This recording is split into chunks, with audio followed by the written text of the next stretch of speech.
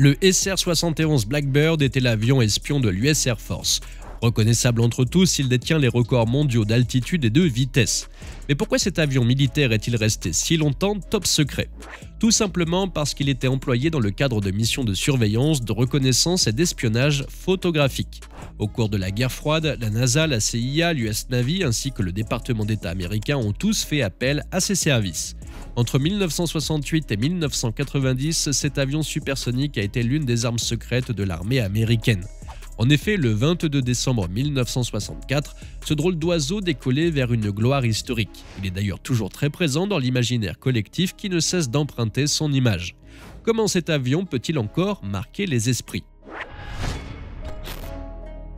Célèbre pour son fuselage futuriste, le SR-71 Blackbird a été développé par la Lockheed Corporation. Depuis 1912, il s'agissait du premier constructeur de l'aéronautique et de l'aérospatial américain. Lors de sa fusion avec Martin Marietta en 1995, il devient Lockheed Martin. En réalité, le SR-71 est une nouvelle version de l'avion espion Lockheed A-12 Oxcart. Il conserve sa silhouette ainsi que ses performances extraordinaires, mais il détient tout de même des caractéristiques spécifiques. Effectivement, il dispose de capteurs de reconnaissance incomparables. Destiné à l'United States Air Force, il devait pouvoir effectuer sa mission sans avoir à passer à la verticale. Le A-12 en était incapable. À partir du mois de mars 1968, les premiers SR-71 Blackbird sont déployés sur la base de Kadena à Okinawa, au Japon.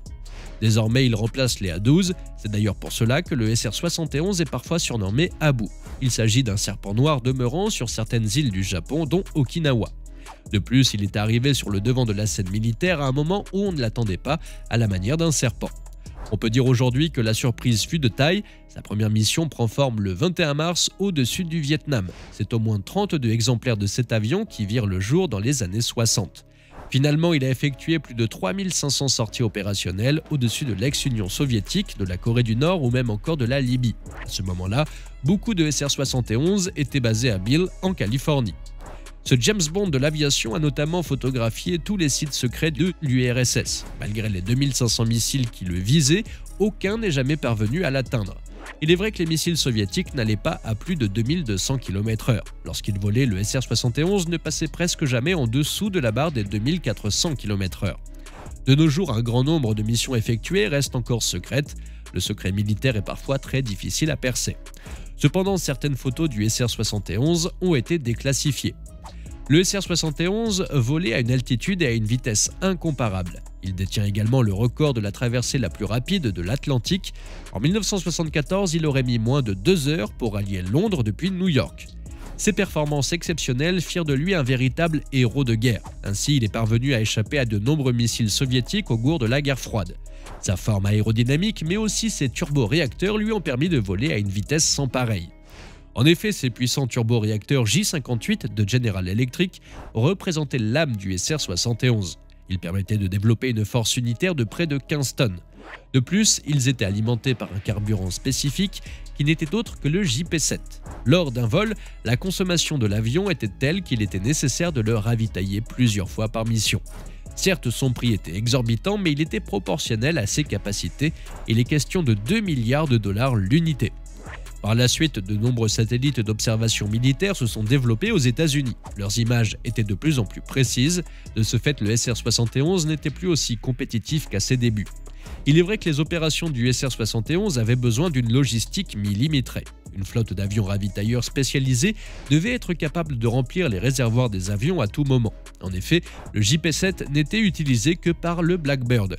Les appareils étaient généralement ravitaillés au cours d'un vol après un pic de vitesse. Cela permettait au moteur de s'échauffer afin d'assurer l'étanchéité des réservoirs.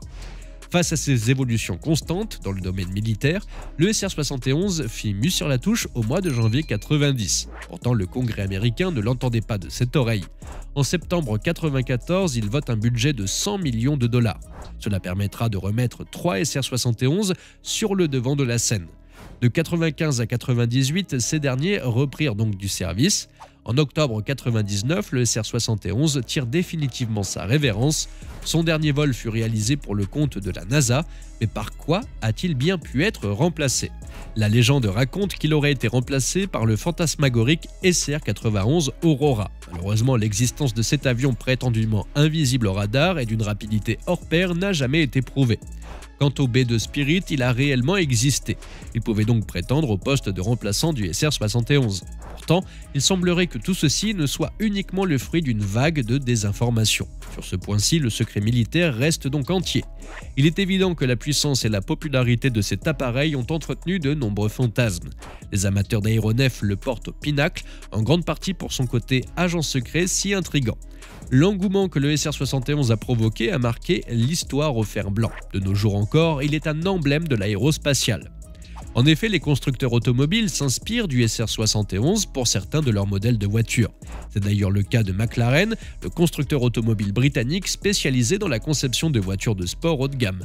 Plus que jamais, l'ombre du Blackbird sera présente dans l'ADN de McLaren. Un système de conception futuriste devrait permettre d'accompagner les constructeurs dans la conception de leurs nouveaux modèles. Des années plus tard, l'essence même du SR-71 continue de perdurer. De la même manière, l'entreprise italienne de customisation de motos souhaite faire perdurer l'avion le plus emblématique du siècle dernier. Effectivement, la moto électrique tout-terrain 0FX a opté pour un mélange de nostalgie et de mutisme en s'inspirant du SR-71. Elle cache un cœur électrique sous son carénage en aluminium. Idéal pour endosser le costume d'espion et ne pas être repéré. Plusieurs unités du SR-71 Blackbird sont conservées dans des musées ou dans des centres de recherche un peu partout dans le monde. Une nouvelle fois, cela prouve ce forme de respect qu'a toujours imposé cet oiseau noir. De par son implication dans l'un des conflits notoires de l'histoire, mais aussi de par sa puissance hors du commun, il reste ancré dans les esprits des chercheurs. Malgré le temps qui passe et les découvertes toujours plus innovantes, aviateurs et historiens ne cessent d'y revenir. À la question « Le Blackbird est-il l'avion le plus rapide du monde ?», la réponse est oui. Malgré les avancées technologiques de plus en plus poussées de ces 30 dernières années, rien ne semble pouvoir détrôner le SR-71. Le domaine de l'aérospatial reste sous l'influence de ces avions espions. Pourraient-ils être remis au goût du jour? Auraient-ils leur place dans un conflit moderne? Il faudra attendre encore quelques années pour le découvrir. Dans le cas où vous auriez apprécié notre sujet du jour, n'hésitez pas à liker cette vidéo. Pour profiter d'autres vidéos du même genre, pensez à vous abonner à la chaîne. Si vous le souhaitez, il vous est possible de nous laisser des suggestions en commentaire. Cela pourrait nous être très utile dans le développement de nos prochains sujets. Surtout, activez la cloche des notifications pour ne manquer aucune de nos nouveautés. À très bientôt sur AdTech.